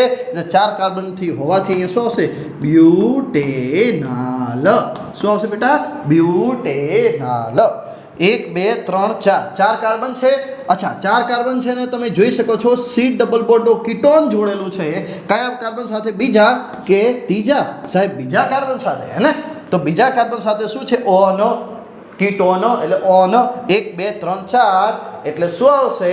બ્યુટ 2 ઓન. કેટલા ઓન છે? 2 ઓન. એટલે અહીંયા આપણે લખીશું બેટા બ્યુટ 2 ઓન. એટલે બીજા કાર્બન સાથે ઓન કીટોન જોડેલું છે. 1 2 3 4 અચ્છા અહીંયા ઓઇક એસિડ આખું જોડેલું છે. જો COOH. તો 1 2 3 અને 4 તો 4 હોવાથી શું બની જશે? બ્યુટેનોઇક એસિડ. શું બનશે બેટા? બ્યુટેનોઇક એસિડ. બ્યુટેનોઇક એસિડ. ક્લિયર બેટા? ચલો હવે આગળ વધીએ છીએ. અહીંયા CH3CH2CH2 CH અને ડબલ બોન્ડ CH2 આપણને અહીંયા જોવા મળે છે. કાર્બનની સંખ્યા ગણીએ 1 2 3 4 અને 5 એટલે આવવું જોઈએ શું? પેન્ટેન. પરંતુ અહીં પહેલા કાર્બન સાથે ઇન છે એટલે પેન્ટીન પણ બોલાય અથવા પેન્ટ 1 ઇન પણ બોલાય. તો અહીંયા આપણે લખી દઈએ છીએ પેન્ટીન અથવા પેન્ટ 1 ઇન. અહીંયા જોઈએ 1 2 3 4 કાર્બન 1 2 3 4 5 કાર્બન છે એટલે પાછું પેન્ટેન ન આવે. પરંતુ છેલ્લા કાર્બન સાથે અહીંયા શું છે? ટ્રિપલ બોન્ડ એટલે આઈન પ્રત્યે લાગે. શું લાગે? આઈન. જે આપણે શીખવાડી ચૂક્યા છીએ. એટલે શું આવશે? પેન્ટાઇન. પેન્ટાઇન. ક્લિયર બેટા? તો આ રીતે નામકરણ જે છે ખૂબ જ અગત્યના છે. તો અહીંયા આપણે નામકરણ એકદમ આરામથી શીખી ચૂક્યા છીએ. હવે પછીનો ટોપિક છે ખૂબ જ અગત્યનો મોસ્ટ આઈએમપી ક્વેશ્ચન, એટલે કે બંધારણીય સમઘટકો. ઓકે, તો ચલો આપણે જોઈએ છીએ. ઓકે, તો વિદ્યાર્થી મિત્રો હવે આપણે મોસ્ટ આઈએમપી ક્વેશ્ચન એટલે કે બંધારણીય સમઘટકો વિશે ચર્ચા કરીએ છીએ. કે કોને કહેવામાં આવે છે બંધારણીય સમઘટકો? તો કે એવા સંયોજનો કે જેમના આણ્વીય સૂત્ર તો સમાન છે પરંતુ બંધારણીય સૂત્રો જુદા જુદા હોય તો એવા સંયોજનોને આપણે બંધારણીય સમઘટકો કહેવામાં આવે છે. જેની અંદર અહીં આપણે બ્યુટેનના અને પેન્ટેનના સમઘટકો જોવાના છીએ. તો બ્યુટેનના સમઘટકોમાં પહેલું જોઈએ છે કે બ્યુટેન કોને કહેવાય? C for H10. તો સૌપ્રથમ તો આપણે એની જે લાંબી શૃંખલા હતી એ રીતે આપણે લખેલું છે કે CH3 CH2 CH2 અને CH3 બરાબર. એટલે કે 4 કાર્બન આપણે છે બ્યુટેનની અંદર અને બધી જગ્યાએ આપણે શું 4 સંયુક્તતા સંતોષી અને પરફેક્ટલી આપણે શું દોરી દીધું છે? બ્યુટેન અહીંયા લખેલું છે. તો આ થઈ ગયું બેટા શું તમારું બ્યુટેન. ક્લિયર? પરંતુ હવે ધારો કે આપણે બ્યુટેનની અંદર કોઈ એક કાર્બનને ઉપાડીને નીચે કોઈની એક લઈ જઈએ છીએ, ધારો કે બીજા કે ત્રીજા કાર્બનને નીચે લઈ જઈએ છીએ, તો આપણે એને શું કહેશું? શાખિત શૃંખલા, જે આપણે ઓલરેડી ભણી ચૂક્યા છીએ. તો આની અંદર વાત કરવામાં આવે કે એક કાર્બન છે એ અહીં બીજા નંબરમાં, આમ જોવા જશો તો બેટા ત્રીજા નંબરના, આમ જોવા જોઈએ તો બીજા નંબરના કાર્બન સાથે તો લેવાનું કયું? આપણે નામકરણ મેં તમને શીખવાડેલું છે કે મિનિમમ લેવાનું. તો આની અંદર 3 આવે, આની અંદર 2 આવે, તો મિનિમમ કોણ? 2. તો શું બીજા કાર્બન સાથે શું જોડેલું છે? મિથાઇલ. એટલે કે 2 મિથાઇલ, 1 2 ને 3 પ્રોપેન. તો 2 મિથાઇલ પ્રોપેન. આ થઈ ગયો બ્યુટેનનો સમઘટક નંબર બીજો. ક્લિયર બેટા? તો આ રીતે તમારે સમઘટકો લખવાના રહેશે. મતલબ પહેલા એક સીધી, બરાબર, પછી તમારે લાંબી શૃંખલા, પછી એક શાખિત શૃંખલા બનાવતું જવાનું. એક વખત અહીંયા મૂકો, એક વખત અહીંયા મૂકો, બરાબર. આવા કેટલા સમઘટકો બનાવે છે એ તમારે ચેક કરવાનું છે. તમે જોઈ શકો છો બંનેની અંદર એના આણ્વીય સૂત્રો તો સમાન છે પરંતુ બંધારણીય સૂત્રો જે છે બંનેનું બંધારણ કેવું છે? જુદું જુદું આપણને જોવા મળે છે. પેન્ટેનના સમઘટકોની જો વાત કરવામાં આવે તો સૌ પ્રથમ તો આપણે પેન્ટેન લખી દઈએ. તો કે 5 કાર્બન હોય છે, 5 કાર્બનની અંદર આપણે કાર્બનની સંયોજકતા સંતોષાય એ રીતે હાઇડ્રોજન જોડીએ છીએ. તો અહીંયા CH3 આવશે, લાસ્ટમાં CH3 આવશે, બાકી બધે શું આવશે બેટા? CH2 આપણને જોવા મળે છે. હવે ધારો કે આપણે કામ કરીએ કે અહીં જે આ લાસ્ટમાં છે એને બીજા કાર્બન સાથે અહીંયા જોડી દીધું, બરાબર. તો બીજા કાર્બન સાથે અહીંયા જોડો છો તો CH2 ની જગ્યાએ શું થઈ જશે? એકલું CH થઈ જશે, કારણ કે એક બંધ કોને જોશે? CH3 ને જોશે. ક્લિયર? તો આ રીતે અહીંયા આપણને શું મળી ગયું? CH3 એટલે કે મિથાઇલ. કયા કાર્બન સાથે બેટા? બીજા કાર્બન સાથે શું જોડેલું છે? મિથાઇલ. અને 1 2 3 4 પછી શું હતું? બ્યુટેન. એટલે કે 2 મિથાઇલ બ્યુટેન આપણને અહીંયા જોવા મળે છે. હજુ ત્રીજા નંબરમાં જોઈએ કે હજુ પણ એક આપણે હજુ એક મિથાઇલ જે છે બીજા કાર્બન સાથે જોડી, એટલે એક તો જોડેલું હતું, બીજું જોડ્યું, તો હજુ એક હાઇડ્રોજન અહીંયાથી ગાયબ થઈ જશે અને અહીંયા આપણને કેટલા જોવા મળશે? 2 મિથાઇલ જોવા મળશે. કયા કાર્બન સાથે? બીજા કાર્બન સાથે. એટલે 2 કેટલા મિથાઇલ? ડાય મિથાઇલ. એટલે કે 2 મિથાઇલ. બીજા કાર્બન સાથે 2 મિથાઇલ, 2 ડાય મિથાઇલ, 1 2 3 પ્રોપેન. ક્લિયર બેટા? તો આ રીતે નામકરણ, જો પહેલા મેં તમને નામકરણ કેમ શીખવાડ્યું? કારણ જ એ છે કે અહીંયા સમઘટકોની અંદર બધાને સમઘટકો દોરતા તો આવડે છે પરંતુ નામકરણ નથી આવડતું. તો જો નામકરણમાં તમારે તકલીફ હશે તો બેટા સમઘટકો તમારા ખોટા પડી શકે છે. ઓકે, તો ખૂબ જ આઈએમપી ક્વેશ્ચન હતો. હવે આપણે અહીં જે આપણે પ્રકરણ નંબર 4 છે એના ટોટલ 2 ભાગ છે. એક ભાગની અંદર આ રીતનું બધું નામકરણની બધું હતું. હવે બીજા ભાગની અંદર રાસાયણિક પ્રક્રિયાઓ શરૂઆત થવા જઈ રહી છે. તો વિદ્યાર્થી મિત્રો હવે ખૂબ જ અગત્યની વસ્તુ છે એટલે તમારે ધ્યાન આપવાની ખૂબ જ જરૂર છે. ઓકે બેટા, ખૂબ મસ્ત રીતે તમને પ્રક્રિયાઓ સમજાવવાનો પ્રયત્ન કરીશ. તો ચલો આપણે શરૂઆત કરીએ છીએ. ઓકે, તો વિદ્યાર્થી મિત્રો હવે આપણે રાસાયણિક પ્રક્રિયાની શરૂઆત કરીએ છીએ, જેની અંદર પહેલી રાસાયણિક પ્રક્રિયા છે દહન પ્રક્રિયા. એટલે કે કાર્બનિક સંયોજનનું આપણે દહન કરવાનું છે. તો દહન કરવા માટે શું આવશ્યકતા હોય છે બેટા? કે આપણે ઓક્સિજન હાજર હોવું જરૂરી છે. તો બસ આપણે કાર્બનિક સંયોજનને ઓક્સિજનની હાજરીની અંદર ગરમ કરીશું એટલે કે દહન થઈ જશે. ત્યારે આપણને કાર્બન ડાયોક્સાઇડ, ઉષ્મા અને પ્રકાશ તો મળશે જ. એટલે કે કાર્બનનું ઓક્સિજન સાથે દહન કરવામાં આવે તો કાર્બન ડાયોક્સાઇડ, ઉષ્મા અને પ્રકાશ આપણને જોવા મળે છે. એ જ રીતે જ્યારે મિથેનનું કુદરતી વાયુનું જ્યારે આપણે ઓક્સિજનની હાજરીમાં દહન કરવામાં આવે છે તો બેટા કાર્બન ડાયોક્સાઇડ તો મળશે, સાથે સાથે અહીંયા હાઇડ્રોજન અને ઓક્સિજન બંને હોવાથી ટ્વાઇસ H2O એટલે કે પાણી પણ મળશે અને ઉષ્મા અને પ્રકાશ પણ આપણને જોવા મળે છે.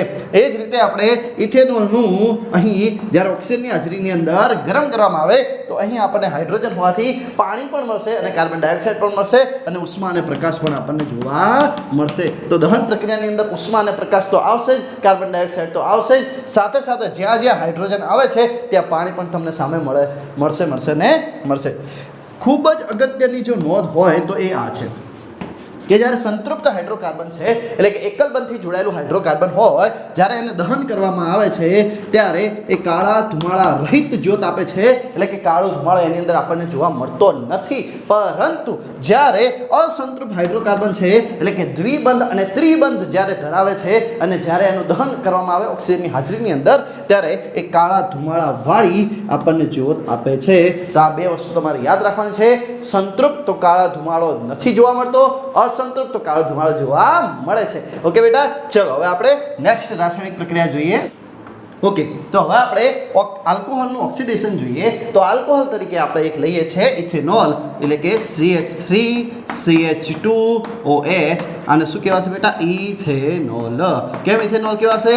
બે કાર્બન છે, પાછળ OH લાગેલું છે એટલે ઓલ પ્રત્યે લાગશે ઇથેનોલ. ક્લિયર? હવે આની પ્રક્રિયા જે છે ને બેટા આપણે કરવાની છે એસિટિક K2Cr2O7 અને આલ્કલાઇન KMnO4 એટલે કે પોટેશિયમ પરમેંગનેટ KMnO4 અને K2Cr2O7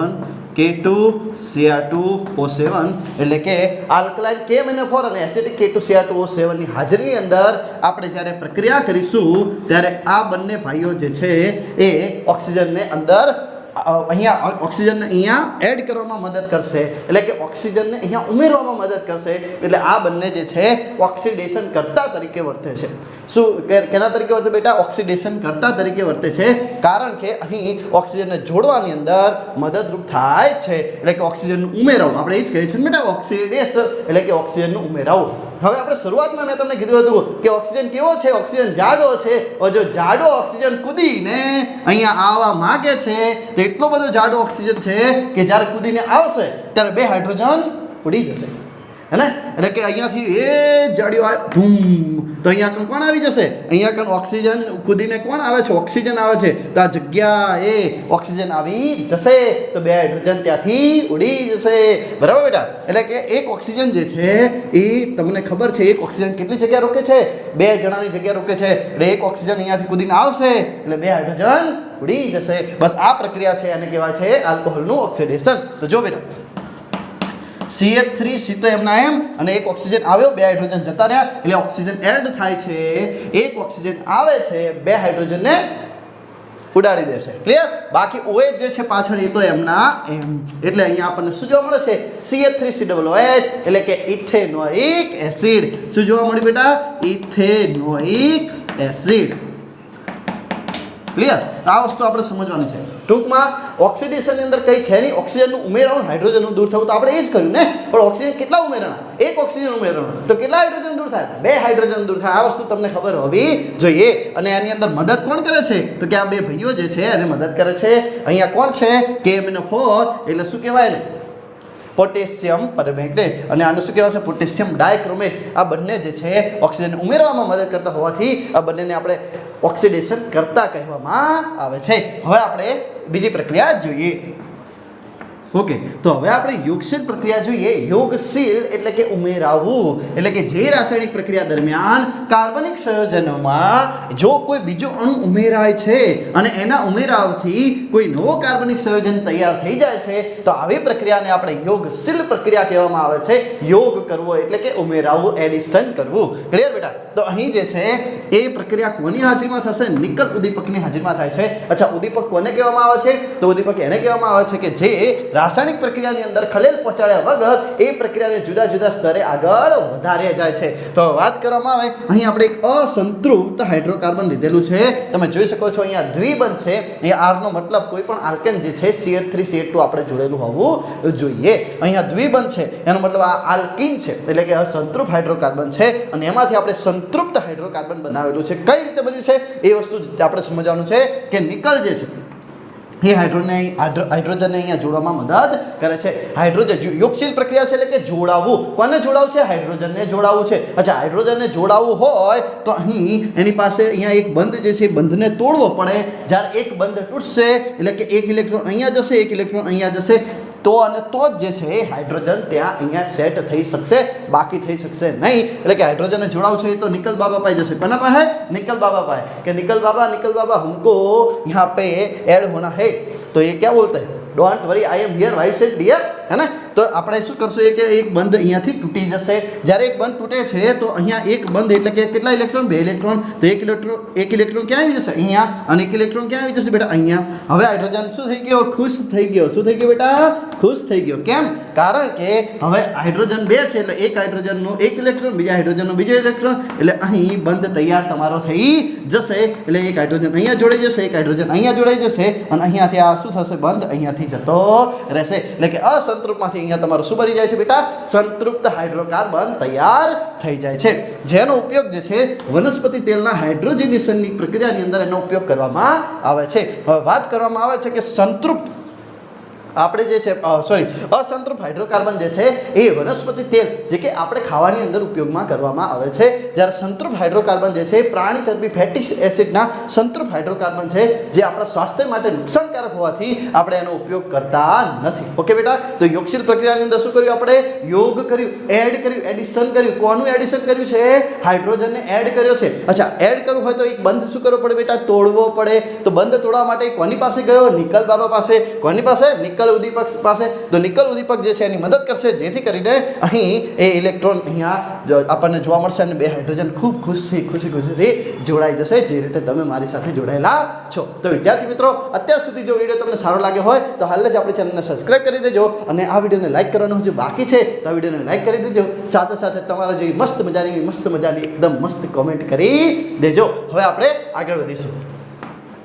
ઓકે, તો વિદ્યાર્થી મિત્રો, હવે આપણે વિસ્થાપન પ્રક્રિયા જોઈએ છે. કે વિસ્થાપન પ્રક્રિયા જે આપણે પ્રકરણ નંબર 1 ની અંદર પણ શીખી ગયા હતા કે વધુ સક્રિય તત્વ ઓછા સક્રિય તત્વના સંયોજનમાંથી તેનું શું કરે છે, દૂર કરે છે, એટલે કે એનું વિસ્થાપન કરે છે. તો અહીં આપણે એ જ જોવાનું છે. પરંતુ અહીંયા જે આપણને આલ્કેન સમૂહ જે પણ આપેલો છે, methane, ethane, propane, butane, pentane, hexane, heptane, octane, nonane, decane, કોઈ પણ અહીંયા આલ્કેન જે સમૂહ તમને આપેલો છે જે એકલ બંધથી જોડાયેલું હોય એ હંમેશા બિન પ્રતિક્રિયાત્મક હોય છે, એટલે કે જલ્દી જોડાતું નથી, એ નિષ્ક્રિય હોય છે.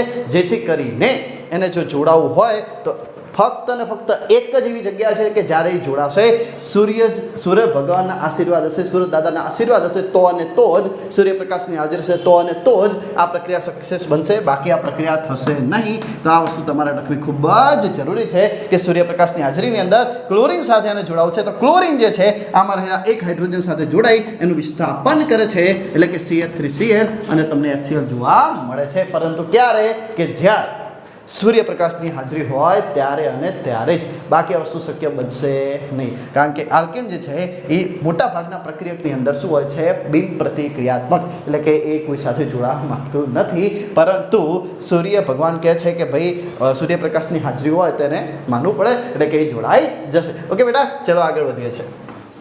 ઓકે વિદ્યાર્થી મિત્રો, હવે આપણે ઇથેનોલ વિશે ચર્ચા કરીએ છીએ. ખૂબ જ અગત્યનો ટોપિક છે આ રહ્યો, કે જેની અંદર આપણે એના ગુણધર્મો પણ જોશું, એના ઉપયોગો પણ જોશું, અને એની રાસાયણિક પ્રક્રિયા વિશે પણ આપણે ચર્ચા કરવાની છે. વિદ્યાર્થી મિત્રો, અહીં તમે જોઈ શકો છો કે ઇથેનોલના ગુણધર્મો, કે શુદ્ધ ઇથેનોલ જે છે એ રંગવિહીન પ્રવાહી છે, એને કોઈ રંગ નથી. ક્લિયર બેટા? પછી વાત કરીએ તો એનું ગલન બિંદુ જે છે 156 કેલ્વિન છે, તથા એનું ઉત્કલન બિંદુ જે છે એ 351 કેલ્વિન છે. ક્લિયર? અને તે પાણીમાં તો સુદ્રાવ્ય છે, એટલે સંપૂર્ણપણે પૂરતા પ્રમાણમાં એ દ્રાવ્ય થઈ જાય છે. સાથે સાથે એ સારો દ્રાવક પણ છે, જેથી કરીને તેનો ઉપયોગ દવાઓમાં જેવી કે ટિંચર, આયોડિન, કફ સિરપ અને ટોક્સિનની અંદર એનો ઉપયોગ કરવામાં આવે છે. લિંકર, વાર્નિશ અને અત્તર જેવા સુગંધિત દ્રવ્યોની બનાવટની અંદર પણ એનો ઉપયોગ કરવામાં આવે છે. બરાબર બેટા? ચેપનાશક તરીકે પણ ઇથેનોલનો ઉપયોગ કરવામાં આવે છે. નશાયુક્ત પીણાની બનાવટની અંદર પણ એનો ઉપયોગ કરવામાં આવે છે. એટલે જે પણ નશાયુક્ત પીણું છે એ આપણે સહેજ પણ અડવું ન જોઈએ. એની અંદર ઇથેનોલ હોય છે, જે શરીર માટે ઘાતક પણ છે. ઓકે, યાદ રાખજો. રેક્ટિફાઈડ સ્પિરિટ બનાવવા માટે પણ ઇથેનોલનો ઉપયોગ કરવામાં આવે છે. તો અહીંયા ગુણધર્મો અને એના ઉપયોગો છે જે ક્વિક રિવિઝન મેં તમને કરાવેલું છે બેટા, ખૂબ અગત્યનું છે. એમાંથી 1 માર્ક્સ તમારો પૂછાઈ શકે છે, તો યાદ રાખી લેજો. વાત કરીએ રાસાયણિક પ્રક્રિયા, ખૂબ જ અગત્યની. અહીં પહેલી જે ઇથેનોલની રાસાયણિક પ્રક્રિયા છે એ સોડિયમ સાથેની પ્રક્રિયા છે. બરાબર બેટા? તો જ્યારે સોડિયમ સાથે પ્રક્રિયા કરવાની છે, હું તમને એક ટ્રીક આપું છું. ચિંતા કરવાની બિલકુલ જરૂર નથી. તમારે ઇથેનોલ લખી દેવાનું, CH3CH2OH. ક્લિયર? આ ઇથેનોલના કેટલા અણુ લખશું બેટા? 2 અણુ લખીશું. અચ્છા, 2 અણુ જો ઇથેનોલના લખું છું તો સોડિયમના શું કરાય? 1 જ અણુ લખવું. તો સોડિયમના પણ કેટલા અણુ લખી દઈશું બેટા? 2 અણુ લખી દઈશું. હવે સમજો, તમારે ફક્ત ને ફક્ત CH3CH2O સુધી આવીને અટકી જવાનું છે. કેમ અટકી જવાનું છે? કારણ કે H2 જે છે તમારે અલગ કરવાનું છે. ક્લિયર? અને O જે છે અહીંયાથી અલગ પડશે એટલે આ માઇનસ થશે, અને આ માઇનસ થશે ત્યાં એને પ્લસ જોડાઈ જશે. બસ, તો તમારી અહીંયા પ્રક્રિયા ખૂબ જ અગત્યની તૈયાર થઈ જાય છે. CH3CH2O માઇનસ એને પ્લસ, અને અહીંયા તમને હાઇડ્રોજન વાયુ ખૂબ જ અગત્યનું અહીં તમને જોવા મળે છે. એટલે આ પ્રક્રિયા ખૂબ જ અગત્યની છે બેટા. સોડિયમ સાથેની પ્રક્રિયા આપણે કરી. બીજા નંબરની જે પ્રક્રિયા છે અસંતૃપ્ત હાઇડ્રોકાર્બન આપતી પ્રક્રિયા. મીન્સ કે ઇથેનોલમાંથી આપણે ઇથિન બનાવવાનું છે.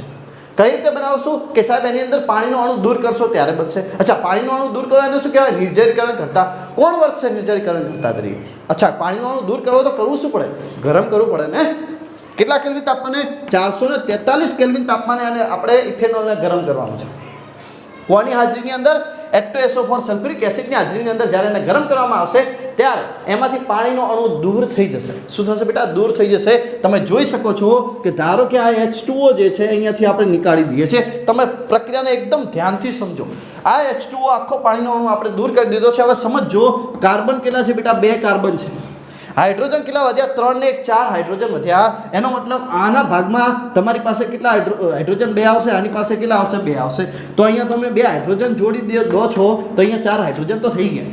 પરંતુ આ કાર્બનની પણ હજુ 2 સંયોજકતા બાકી છે. આ કાર્બનની પણ 2 સંયોજકતા બાકી છે. તો વચ્ચે કેટલા બંધ આવશે બેટા? દ્વિબંધ આવી જશે. તો અહીં તમને શું પ્રાપ્ય થઈ જશે? ઇથિન. તમે જોઈ શકો છો CH2 ડબલ બોન્ડ CH2, એટલે કે ઇથેનોલમાંથી ઇથિન. અહીં અસંતૃપ્ત હાઇડ્રોકાર્બન આપતી પ્રક્રિયા થશે. કઈ? ઇથેનોલની. કોની હાજરીની અંદર? H2SO4 ની હાજરીની અંદર. કેટલું છે? 443 કેલ્વિન તાપમાને આપણે એને ગરમ કરશું ત્યારે આપણે પાણીનો અણુ દૂર થશે. નિર્જલીકરણ કરતા તરીકે કોણ વધશે? H2SO4. તમે જોઈ શકો છો ખૂબ જ સરળતાથી પાણીનો અણુ દૂર થઈ ગયો અને ઇથેનોલમાંથી શું મળી ગયું? ઇથિન મળી ગયું. ક્લિયર બેટા? હવે આપણે અહીં જે રીતે ઇથેનોલની આપણે ગુણધર્મો, ઉપયોગો અને રાસાયણિક પ્રક્રિયાઓ જોઈ છે, એ જ રીતે આપણે ઇથેનોઇક એસિડના ગુણધર્મો અને રાસાયણિક ગુણધર્મો પછી એના ઉપયોગો આપણે જોવાના છે. ક્લિયર? ચલો શરૂઆત કરીએ છીએ. ઓકે, તો હવે આપણે ઇથેનોઇક એસિડના ભૌતિક ગુણધર્મો અને રાસાયણિક ગુણધર્મોની ચર્ચા કરીએ. તો વાત કરીએ છીએ અહીંયા ભૌતિક ગુણધર્મો. તો ઇથેનોઇક એસિડ જે છે એ રંગહીન છે, સાથે સાથે તીવ્ર ખટાશયુક્ત હોય છે. બરાબર? હવે એનું ઉત્કલન બિંદુની વાત કરીએ તો 391 કેલ્વિન જે છે એનું ઉત્કલન બિંદુ હોય છે. શિયાળામાં ગલન બિંદુ એનું 290 કેલ્વિન જેટલું નીચું થઈ જતું હોવાથી તે શિયાળાની અંદર થીજી જાય છે. તેથી તેનું નામ ગ્લેશિયલ એસિટિક એસિડ પડે છે. સાથે સાથે પાણીમાં જો 5 થી 8% સાંદ્રતા ધરાવતું દ્રાવણ જે ધરાવતું હોય તો એ સરકો તરીકે વર્તે છે. એટલે એનું નામ પડી જશે સરકો. ક્યારે? કે જ્યારે પાણીની અંદર 5 થી 8% દ્રાવણમાં એની સાંદ્રતા હોય કોની? ઇથેનોઇક એસિડની, ત્યારે શું બની જશે? સરકો બની જશે. પરંતુ એ થીજે છે શિયાળાની અંદર ત્યારે એનું કેલ્વિન 290 કેલ્વિન જેટલું નીચું તાપમાન થાય છે ત્યારે એનું નામ થઈ જાય છે ગ્લેશિયલ એસિટિક એસિડ, અને એનું નામ છે ઇથેનોઇક એસિડ. એનું સામાન્ય નામ છે એસિટિક એસિડ. ક્લિયર બેટા? તો આટલા બધા નામ છે એના. બરાબર? તો ગુણ પણ એના એવા જ છે. આપણે જોઈ લઈએ. ચલો, પહેલી વસ્તુ છે એસ્ટરીકરણ પ્રક્રિયા. ખૂબ જ અગત્યની પ્રક્રિયા હોય આ પ્રકરણની અંદર તો એસ્ટરીકરણની પ્રક્રિયા છે. મોસ્ટ IMP આ કહેવામાં આવે છે. બરાબર? કારણ કે એક આવી રીતે પૂછાય છે કે મીઠી વાસ ધરાવતું રસાયણ કયું છે? એસ્ટર. અથવા એની પ્રક્રિયા લખો, હે ને? તો એ આપણે પૂછી શકાય છે. તો અહીં આપણે જોઈ શકીએ છીએ કે કઈ રીતે પ્રક્રિયા થશે. તો આગળ પહેલાં આપણે શું જોયું હતું? ઇથેનોલ, અને અત્યારે શું છે? Ethanoic acid. એ બંને એકબીજા સાથે જ્યારે પ્રક્રિયા કરે છે એસિડની હાજરીની અંદર ત્યારે આપણને શું જોવા મળશે? એસ્ટર મળી જશે. જોઈએ છે કઈ રીતે? તો કે CH3COOH એટલે શું કહેવાય? ઇથેનોઇક એસિડ વત્તા CH3CH2OH એટલે ઇથેનોલ. આ જ્યારે પ્રક્રિયા કરે છે ત્યારે આપણને શું જોવા મળે છે? આ બાજુ દેખો ફટાફટ કે અહીં આપણને CH3, સમજો બેટા કે અહીં આપણને CH3COO જે છે ત્યાં સુધી તો એમના એમ લખવાનું જ છે. એટલે કે CH3COO લખી દીધું છે બેટા. હવે આપણે જુઓ કઈ રીતે લખવાનું છે. જો લખાણની પદ્ધતિ સમજો, તમારી પ્રક્રિયા બિલકુલ પણ ખોટી નહીં પડે. તમારે લાસ્ટમાં H2O ને દૂર કરવાનું છે. તો અહીંયા તમે જોઈ શકો છો H2O સાહેબે દૂર કરી દીધું. તો હવે વધ્યું શું? CH2CH3. કોક કે સાહેબ CH3CH2 ના બેટા, લાસ્ટમાં CH3 આવશે એટલે પહેલાં લખવું પડશે CH2CH3. ક્લિયર? તો તમે જોઈ શકો છો કેવી મસ્ત રીતે અહીંયા પ્રક્રિયા આપણે સોલ્વ કરી કે અહીં ઇથેનોઇક એસિડ લીધું, ઇથેનોલ સાથે પ્રક્રિયા કરી, ત્યારે CH3COO સુધી જ આપણે લખીશું, H નહીં લખવો, પછી શું લખશો Ca2CH3, અને અહીં તમે જોઈ શકો છો H2O પાણી અહીંયા દૂર થતું આપણને જોવા મળે છે. ક્લિયર? હવે આ જે એસ્ટર આપણને પ્રાપ્ત થયું છે એ એસ્ટરની પાછી NaOH સાથે પ્રક્રિયા કરવામાં આવે ત્યારે શું થશે? તો આપણે જોઈએ છે CH3COO, પછી આવે છે CH2CH3. આની જ્યારે પ્રક્રિયા કોની સાથે કરું છું બેટા? NaOH સાથે પ્રક્રિયા. કોની સાથે? NaOH સાથે પ્રક્રિયા કરવામાં આવે છે ત્યારે આપણે શું કરવાનું છે? ત્યારે આપણે આની અંદર તમને CH3CH2OH એટલે ઇથેનોલ તો પ્રાપ્ય થઈ જશે, પરંતુ ઇથેનોઇક એસિડ નહીં, એનો ઇથેનોઇક એસિડનો સોડિયમનો સાર મળશે. કઈ રીતે? તમે જોઈ શકો છો તો CH3CH2 જે છે OH તમને અહીંયા મળી ગયું છે. એના સિવાય શું હતું બેટા? CH3COO Na. શું મળ્યું? CH3COO Na. તો વત્તા આપણને મળી ગયું CH3COO Na.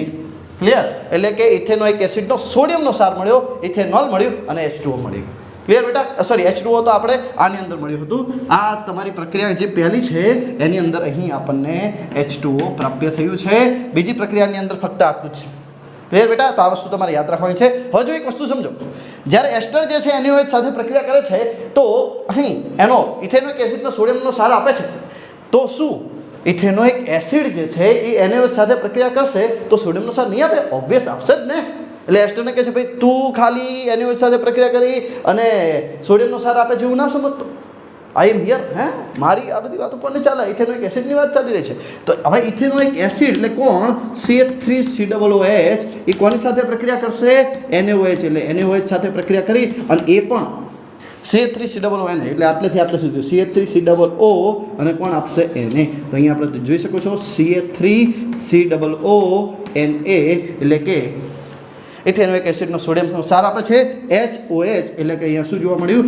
H2O એ દૂર કરે છે. ક્લિયર બેટા? તો આ વસ્તુ તમારે અહીંયા સમજવાની હતી. આ બે પ્રક્રિયા અહીંયા પૂરી થઈ છે. હવે લાસ્ટ એન્ડ ફાઇનલ અહીંયા તમે જોઈ શકો છો કે કાર્બોનેટ અને હાઇડ્રોજન કાર્બોનેટ સાથેની પ્રક્રિયા જે મેં તમને બીજા ચેપ્ટરની અંદર કરાવી હતી. મેં તમને કહ્યું હતું કે જ્યારે કાર્બોનેટ સાથે કોઈ પણ એસિડની પ્રક્રિયા કરવામાં આવે છે ત્યારે હંમેશા આપણે કેટલા લેવા પડશે? 2 એસિડના અણુઓ લેવા પડશે. પ્રક્રિયકની અંદર ને નિપજની અંદર જે સાર મળશે એ પણ આપણને 2 મળશે, વત્તા કાર્બન ડાયોક્સાઇડને પાણી મળશે જ. સાથે સાથે હાઇડ્રોજન કાર્બોનેટ હોય ત્યારે એસિડના કેટલા અણુ લેશું? આપણે હાઇડ્રોજન હોવાથી હવે એક જ લેશું, એક જ આપણે અણુ લેશું અને સાર પણ એક જ મળશે, કાર્બન ડાયોક્સાઇડને પાણી તો મળવાનું જ છે. તો ખાસ અગત્યની પ્રક્રિયા જોઈ લઈએ કે અહીં આપણે પહેલાં જો અહીંયા કાર્બોનેટ તરીકે આપણે સોડિયમનો લઈએ છીએ અહીંયા કે Na2CO3 એટલે કે સોડિયમ કાર્બોનેટની પ્રક્રિયા કરવી છે તો કેટલા અણુ લેવા પડશે બેટા? હાઇડ્રોજન નથી, 2 અણુ લેવા પડશે ને. તો અહીંયા શું લઈશું? 2CH3COOH એસિડ લેવાનું છે, CH3COOH. તો આની સાથે આપણે પ્રક્રિયા કરવાની છે. તો આની અંદર આપણને જો મેં તમને શું કીધું બેટા કે કાર્બન ડાયોક્સાઇડ તો મળશે, પાણી તો મળશે જ. હવે બીજું શું મળશે કે સાહેબ CH3COO અહીંયા કેટલી વખત છે? 2 વખત. એને પણ કેટલી વખત છે? 2 વખત. તો અહીંયા મળી ગયું ને CH3COO Na કેટલી વખત મળી બેટા? 2 વખત. તમે જોઈ શકો છો 2 વખત CH3COO સુધી જ પહોંચ્યો છું. H નથી લેવાનું, આ બંને આપણે જોડી દીધા. હવે તમે જોઈ શકો છો અહીંયા CO3 હતું, એક H હતું, તો અહીંયા H2O થઈ ગયું હે ને. એટલે એક ઓક્સિજન એની સાથે જતું રહ્યું, H 2 વખત, એક ઓક્સિજન જતું રહ્યું અને અહીંયા કેટલા વધ્યા? 2. એટલે કે કાર્બન ડાયોક્સાઇડ આપણને મળી ગયું. એકદમ સંતુલિત પ્રક્રિયા અહીંયા મેં તમને સમજાવેલી છે, બરાબર. હવે જુઓ અહીંયા કાર્બોનેટ હતું, હવે આપણે લેશું હાઇડ્રોજન કાર્બોનેટ. તો અહીંયા જુઓ બેટા, અહીંયા લખીએ છીએ આપણે NaHCO3 ની જ્યારે પ્રક્રિયા કરશો તો અહીંયા હાઇડ્રોજન છે. હવે હાઇડ્રોજન છે તો તમારે 2 અણુ લેવાની કોઈ જ જરૂર નથી. એસિડનો ફક્ત એક જ અણુ લેશો તમે એટલે કે CH3COOH. આ પ્રક્રિયા જ્યારે આપણે કરશું ત્યારે આપણને અહીંયા શું જોવા મળશે કે સાહેબ CH3COO અને કોની સાથે જોવા મળશે? Na. તો અહીંયા લખી દઈશું CH3COO Na. કેટલી વખત? એક જ વખત. કેમ? એસિડનો અણુ કેટલો હતો? એક જ હતો એટલા માટે. વત્તા કાર્બન ડાયોક્સાઇડ અને પાણી આપણને જોવા મળે છે. ક્લિયર બેટા? તો અહીં આપણે પ્રકરણ નંબર 4 નો સંપૂર્ણ કોન્સેપ્ટ મેં તમને અહીંયા તૈયાર કરાવી દીધો છે. ફક્ત હવે બાકી શું જ રહ્યું? સાબુ અને પ્રક્ષાલકો. હવે આટલી વસ્તુ બેટા તમારા માટે હોમવર્ક હું રાખું છું, કારણ કે એ તમે વાંચીને પણ તૈયાર કરી શકો છો. અને હા વિદ્યાર્થી મિત્રો, જો તમને આ વિડીયો સારો લાગ્યો હોય ને તો દિલથી તમે બધા જ વિદ્યાર્થી મિત્રોને શેર કરજો. કારણ કે આ જ્ઞાન જે તમને મળી રહ્યું છે ને બીજાને પણ મળવું જરૂરી છે. કેટલીક એવી ગામડાના લોકો છે, ગામડાની સ્કૂલોની અંદર આવું શિક્ષણ ક્યાંક જો ન મળતું હોય તો એમની સુધી પહોંચે. અમુકને હજુ સુધી રસાયણ વિજ્ઞાનની અંદર તકલીફ પડે છે તો એમના બધા જ કોન્સેપ્ટ ક્લિયર થઈ જાય ને બેટા. એટલા માટે જુઓ, અત્યારે રાત પડી રહી છે, તમને અહીંયા પડછાયો પણ દેખાતો હશે, લાઇટ ચાલુ છે. સવારથી અહીંયા જ હું છું. આજે મેં પ્રકરણ નંબર 3 અને પ્રકરણ નંબર 4 અહીંયા તમારા માટે કવરઅપ કર્યું છે. સવારે વહેલા આપણે ચાલુ કરી દીધું હતું 9-10 વાગે, બરાબર, અને અત્યારે શાયદ 7 વાગવા આવ્યા છે, બરાબર બેટા. તો સવારથી અત્યાર સુધી હું અહીંયા ઊભો છું, ફક્ત વચ્ચે જમવા ગયો હતો. કોના માટે કરી રહ્યો છું આ બધું? ફક્ત ને ફક્ત તમારા માટે બેટા. ક્લિયર? તો બોર્ડની પરીક્ષા આવે ને ત્યાં સુધી તમારે બધા વિદ્યાર્થી મિત્રોની મદદ કરવાની છે અને આપણી ચેનલને પણ સપોર્ટ કરવાનો છે. જે રીતે આ કાર્બનિક સંયોજનો આપણે સમજ્યા, આ કાર્બન જે છે તમે જોયું તો શરૂઆતની અંદર કે એનું પ્રમાણ ખૂબ જ ઓછું છે, પરંતુ એનું મહત્વ તમે જોયું કેટલું બધું છે. એ જ રીતે આપણા સબસ્ક્રાઈબરો ભલે ઓછા હોય બેટા, પરંતુ આપણા જ્ઞાનનું મહત્વ વધારે છે. જેથી કરીને આ જ્ઞાનને આપણે આખા ગુજરાતની અંદર ફેલાવવાનું છે. ક્લિયર બેટા? તો ખૂબ જ મજા આવી મને, તમને પણ મજા આવી હશે આશા રાખું છું. અને જો તમને વિડીયો ગમે તો તમારે જે મસ્ત સારામાં સારી નીચે કોમેન્ટ કરી દેજો. વિડીયો સારો લાગ્યો હોય તો વિડીયોને લાઈક કરજો, બીજા મિત્રો સુધી શેર કરજો. નવો વિડીયો આવે ત્યાં સુધી રાહ જોતા રહેજો. કરતે રહો કામ, લેકે પ્રભુ કા નામ. જય જય જલારામ.